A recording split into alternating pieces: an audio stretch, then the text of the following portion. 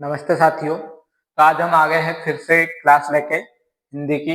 तो उसमें देखेंगे महत्वपूर्ण प्रश्नों को, जो कि किसी भी एग्जाम के लिए बहुत ही महत्वपूर्ण रहेगी क्लास। अब देखेंगे कि क्या प्रश्न है। परिमाणवाचक विशेषण किस वाक्य में नहीं है?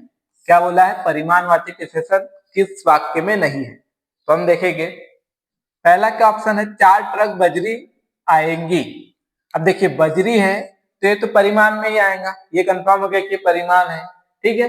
लेकिन यहाँ 4 ट्रक, यहाँ संख्या दे दी, मतलब कि हमको निश्चित संख्या पता होगी, तो ये निश्चित परिमाणवाचक हो जाएगा। क्या हो जाएगा? ये हो जाएगा निश्चित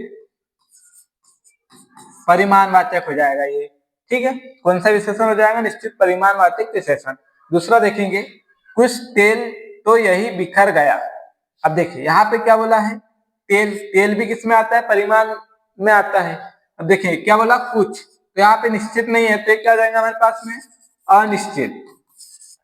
अनिश्चित परिमाणवाचक हो जाएगा। याला देखेंगे सी वाला, कुछ लड़के आए थे। अब लड़कों को तो हम गिन सकते हैं, गिन सकते हैं, तो ये किस में जाएगा? संख्यावाचक में। कुछ, कुछ से क्या होगा? अनिश्चित। हमको पता नहीं कितने आए थे, 10 आए थे या 15 आए थे, तो निश्चित संख्या नहीं है, तो क्या हो जाएगा? ये हो जाएगा अनिश्चित।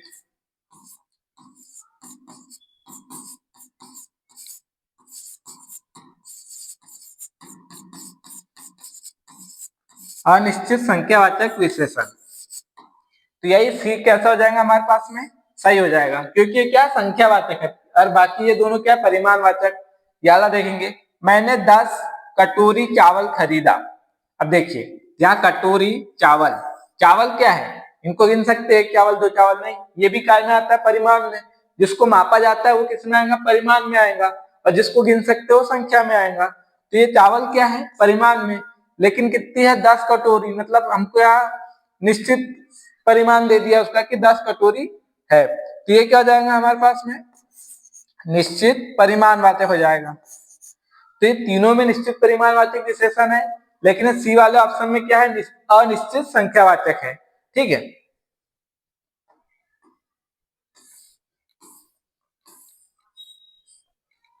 देखिए अगला प्रश्न क्या है, छोटा ऊ प्लस बड़ा ऊ स्वरों का मेल किस शब्दों में हुआ है? वो आपको बताना है कि संधि का ही प्रश्न है, लेकिन छोटा ऊ आना चाहिए, जो पहला शब्द रहेगा उसका अंतिम क्या होना चाहिए? छोटा ऊ होना चाहिए, प्लस जो दूसरा वर्ण रहेगा, शब्द रहेगा, उसका जो वर्ण रहेगा शुरू का, वो कैसा होना चाहिए? बड़ा ऊ होना चाहिए, ठीक है। तो जैसे गंगा उर्मी का देखेंगे तो ये क्या होगा?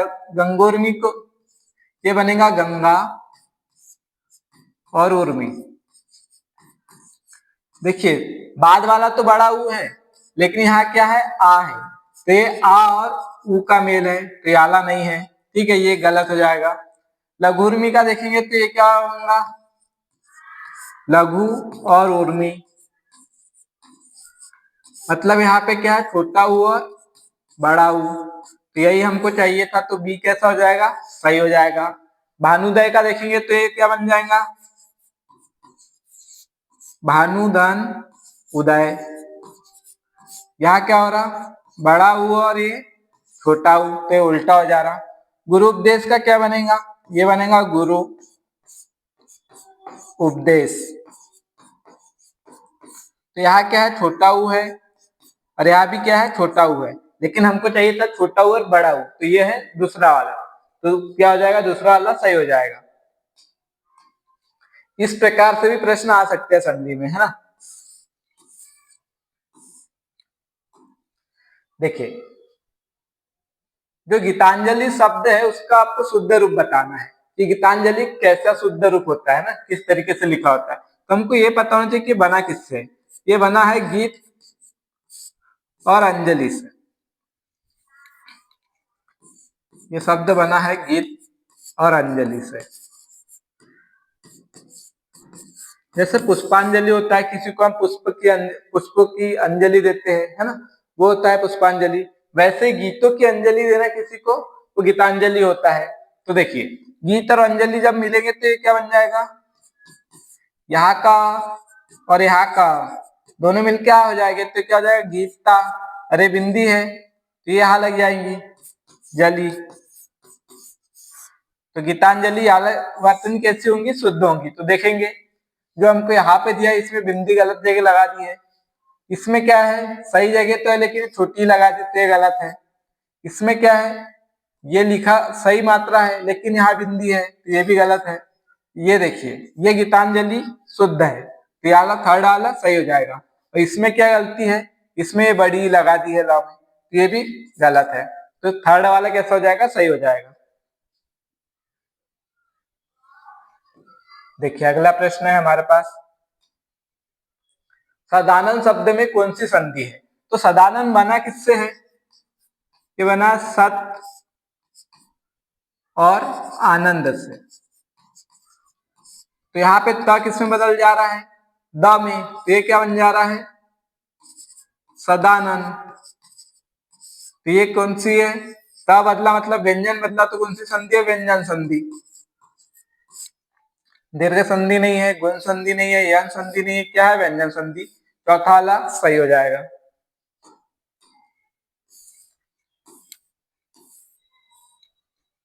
देखिए व्याकरण की दृष्टि से शुद्ध वाक्य कौन सा है, अध्यापक आपको बुलाए हैं, ये वाक्य शुद्ध है क्या, नहीं है। अध्यापक ने आपको बुलाया है, ये वाक्य कैसा है, शुद्ध है, तो ये बी वाला सही हो जाएगा। आपको अध्यापक बुलाए हैं, ये भी उचित नहीं है। अध्यापक ने बुलाया है आपको, ये भी उचित नहीं है। कौन सा सही है, सेकंड वाला, अध्यापक ने आपको बुलाया है, ये वाक्य सही है।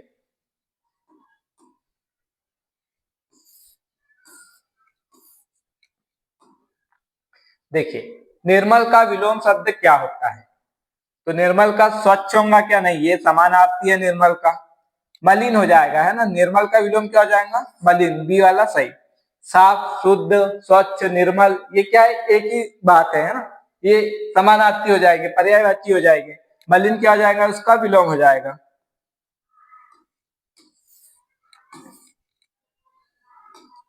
देखिए अंत्यवासी क्या होता है, अंत्यवासी क्या होता है, यह है आपके लिए किसी वाक्य के लिए एक शब्द है ना, तो आपको शब्द दे दिया है, इसके लिए कौन सा वाक्य उचित रहेगा बताना है। जंगल का निवासी को कहते हैं क्या, अंत्यवासी, नहीं कहते हैं, है ना। उसको अरण्यवासी कह सकते हैं, जो जंगल में निवास करता है। इंद्रियों की पहुंच से बाहर, ये भी नहीं होगा।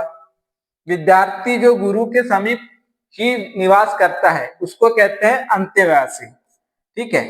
जो विद्यार्थी गुरु के समीप ही निवास करता है उसको क्या कहते हैं, अंत्यवासी कहते हैं। तो थर्ड वाला सही हो जाएगा, जिसका कोई निकेत ना हो, ये भी नहीं होगा, ठीक है।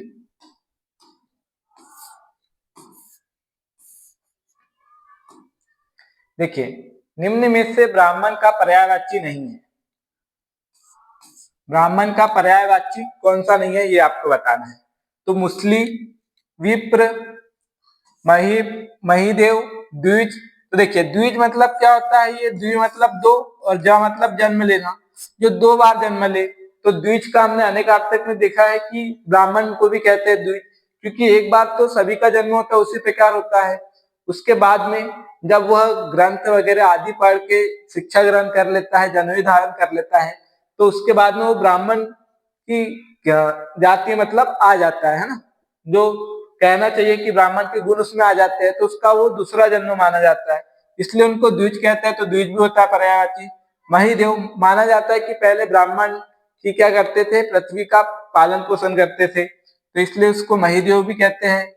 ये भी हो जाएगा। विप्र, उनके पास जो बुद्धि होती है, विशेष प्रकार का ज्ञान होता है, इसलिए उनको विप्र भी कहते हैं। अब मुस्लिम किसका है, तो ये हो जाएगा बलदाऊ का हो जाएगा, बलराम का, है ना।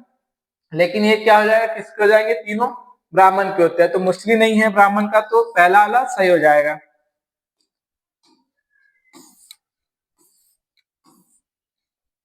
देखिए मुहावरे लोकोक्ति, आग बबूला होना भावार्थ है। आग बबूला होना मतलब कि बहुत अत्यधिक क्रोध आना, गुस्सा करना, है ना। लू के बबूले उठना, ये भी नहीं होगा। भयंकर आग लगना, ये भी नहीं होगा। बबूल के पेड़ में आग लगना, ये भी नहीं होगा। अत्यंत क्रोध करना, ये हो जाएगा चौथा सही, है ना। आग बबूला हो जाना मतलब कि अत्यंत क्रोधित होना।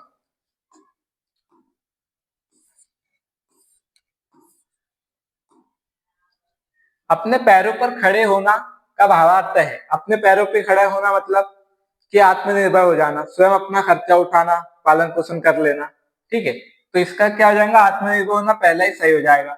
बिना किसी छड़ी आदि के अपने पैरों अपने आप आगे बढ़ना ये भी नहीं होता है, सावधानी पूर्वक चलना ये भी नहीं, छोटे बच्चों का चलना सीखना ये भी नहीं। क्या होता है, अपने पैरों पे खड़े होना मतलब कि आत्मनिर्भर होना।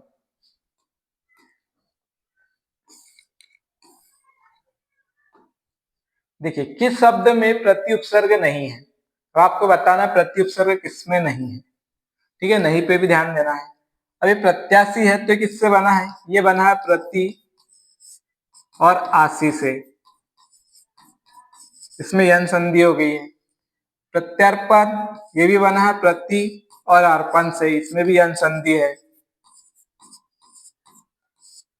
ठीक है, प्रतीक्षा में क्या है, ये शब्द है प्रति और इच्छा।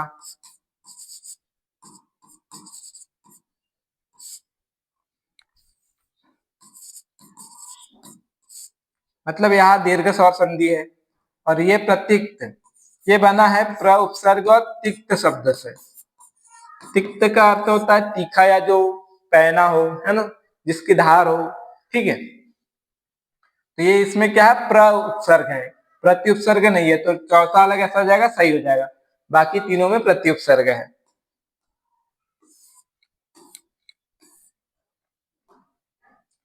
निम्नलिखित में से नी उपसर्ग है, अब आपको बताना है इसमें से नी किसमें है। तो ये शब्द बना है निष्णात। निष्णात का अर्थ होता है जो परिपूर्ण हो, है ना, सभी चीजों में परिपूर्ण है, उसको कहते हैं निष्णात। ये शब्द बना है नी उपसर्ग और स्नान,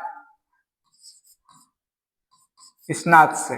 ठीक है, और स्नात का अर्थ होता है स्नान किया हुआ, और नी लग जाने से क्या अर्थ हो जाता है, स्नान किया हुआ मतलब कि विशेष रूप से स्नान करना, मतलब कि कुछ विशेष प्रकार का गुण होना, है ना, निपुण होना किसी चीज में, तो उसको कहते हैं निष्णात। तो जब नी इसमें लग जाता है तो क्या हो जाता है, ये जो स है ये किसमें बदल जाएगा, इस समय बदल जाएगा, है ना।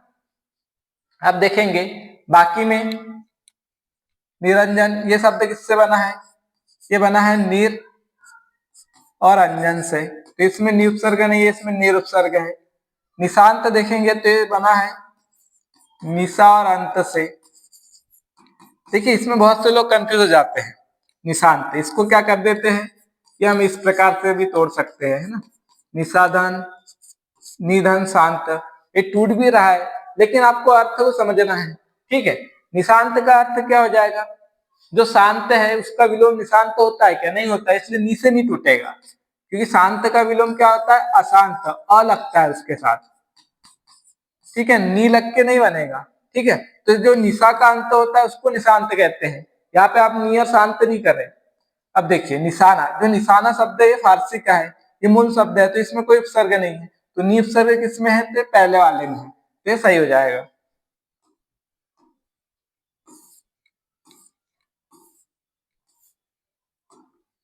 देखिए, किस शब्द में मूल शब्द का प्रत्यय सही नहीं है, मूल शब्द और प्रत्यय किसमें सही नहीं है ये बताना है ना।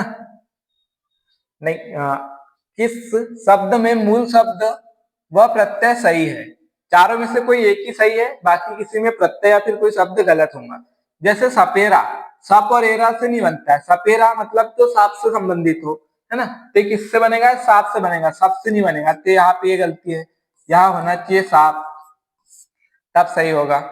पिसाई, ये शब्द होता है पीस, बड़ी होती है, जैसे आई प्रत्यय लगता है तो ये बड़ी छोटी में बदल जाती है, तो ये भी गलत है।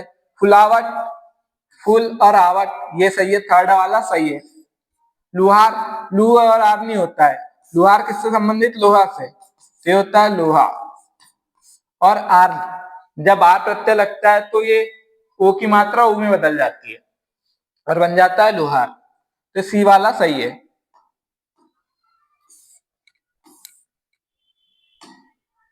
देखिए, किस शब्द में अप्रत्यय नहीं है, अब आपको बताना कि अप्रत्यय किसमें नहीं है।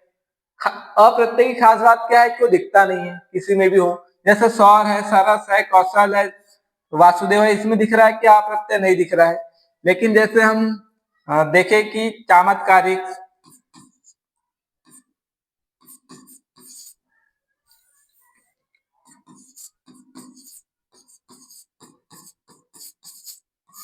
तो यहाँ पे क्या हो रहा है, हमको ईक प्रत्यय दिख रहा है लेकिन अप्रत्यय का ही नहीं दिखता है। जैसे सौर है तो इसमें ये किससे बना है, ये बना है सूर्य और अप्रत्यय लगने से बना है सौर, तो इसमें अप्रत्यय है। सरस है ना, तो ये शब्द है स और रस, तो इसमें उपसर्ग है, प्रत्यय कुछ ही नहीं है इसमें, तो बी सही हो जाएगा। कौशल, ये शब्द किससे बना है, कुशल, और अप्रत्यय लगने से बन गया कौशल। वैसे ही वासुदेव, वासुदेव किससे बना है, वसुदेव से, और अप्रत्यय लग गया। ठीक है, वसुदेव कृष्ण के पिता है, अप्रत्यय लग गया तो ये क्या हो गया, वासुदेव, मतलब कि जो वासुदेव कौन है, कृष्ण भगवान है। ठीक है,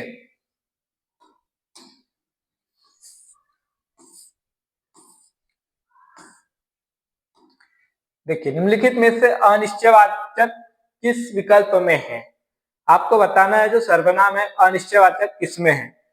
कोई तो कुछ लाएगा ही, अब कोई और कुछ निश्चित है कि कोई किसी व्यक्ति के लिए हो सकता है, कुछ किसी वस्तु के लिए, तो यही क्या हो जाएगा हमारे पास में, अनिश्चयवाचक हो जाएगा। आप चाय के साथ क्या लेंगे, अब यहाँ पे जो आप सर्वनाम है ना, अनिश्चयवाचक सर्वनाम पूछा है यहाँ पे, तो पहले वाले में दिख गया हमको कोई और कुछ क्या है, अनिश्चय है। ठीक है, आप यहाँ पे क्या हो जाएगा, आप चाय के साथ क्या लेंगे, तो आप कौन सा सर्वनाम है यहाँ पे, मध्यम पुरुष है। जो बोएगा सो काटेगा, जो सो क्या है यहाँ पे, संबंधवाचक सर्वनाम है। मैं अपने आप कार्यालय ढूंढ लूंगा, ये अपने आप क्या होता है, मैं अपने आप, मतलब अपने आप किस में आता है, ये आता है निजवाचक में, है ना, तो ये कौन सा हो जाएगा, निजवाचक सर्वनाम हो जाएगा। ठीक है, तो हमारे पास में पहला वाला ऑप्शन सही हो जाएगा।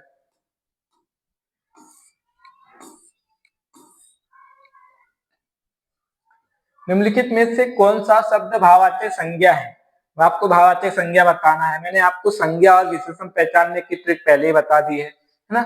हमको क्या करना होता है, जो भी शब्द होता है उसके पीछे संज्ञा लगा दो, अगर संज्ञा के साथ वाक्य बन रहा है तो विशेषण होगा, अगर नहीं बन रहा है तो पहले से संज्ञा है। ठीक है, जैसे उत्साही लड़का, तो लड़का की विशेषता बता रहा है, उत्साही शब्द मतलब ये क्या है, विशेषण है। बुद्धिमान लड़का, बुद्धिमान यहाँ भी लड़का की विशेषता बता रहा, मतलब ये भी क्या है, विशेषण है। स्वभाव लड़का होता है क्या, नहीं होता है, तो ये क्या हो जाएगा, भाववाचक संज्ञा, ये सी सही हो जाएगा। शांत लड़का होता है ना, तो ये भी क्या है, विशेषण है। उत्साही, बुद्धिमान और शांत क्या है, विशेषण है। उत्साही का भाववाचक क्या बनेगा, उत्साह बनेगा, भाववाचक संज्ञा उत्साह। बुद्धिमान का क्या बनेगा, बुद्धि बनेगी। ठीक है, वैसे ही जो शांत विशेषण है इसकी भाववाचक संज्ञा क्या बनेगी, आप मुझे कमेंट में बताइए। ठीक है,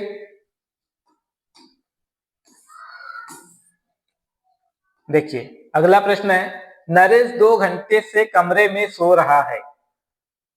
अब आपको बताना है क्रिया का कौन सा भेद है, सकर्मक है क्या, यहाँ की कर्म दिख रहा है क्या, सो रहा है, सोना कोई कर्म होता है, नहीं होता है।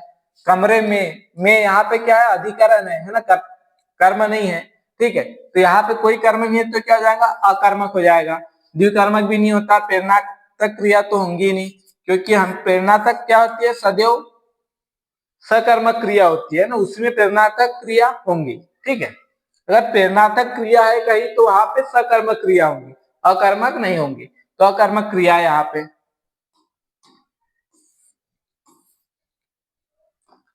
देखिए, क्या निम्नलिखित में से आसन्न भूत का उदाहरण है, शिक्षक ने कक्षा ली। ठीक है, तो ये देखिए शिक्षक ने कक्षा ली, तो क्या हो जाएगा, सामान्य भूतकाल हो जाएगा।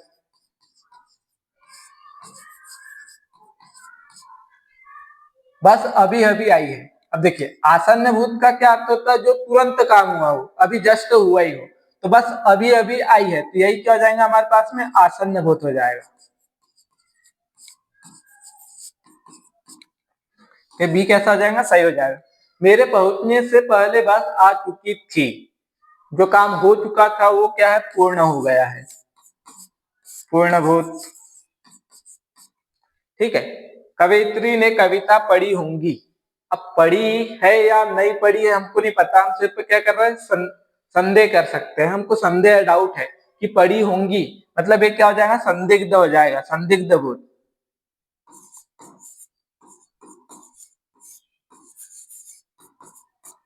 तो यहाँ पे बी वाला ऑप्शन सही हो जाएगा, आसन्न भूत। ये लास्ट प्रश्न था हमारे पास में।